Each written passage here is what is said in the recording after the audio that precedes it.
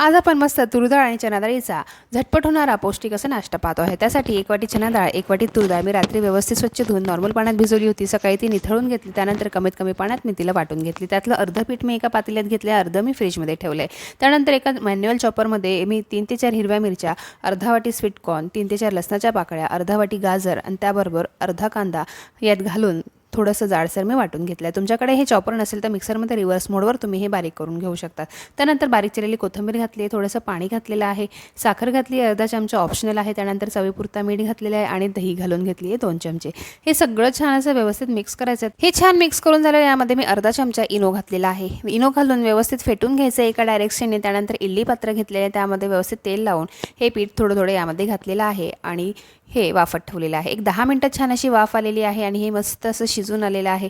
छान असं तूर डाळ चना डाळीचे हे इडली ढोकळा तयार आहे। अगदी खमंग मऊसूत असा हा नाश्ता तयार।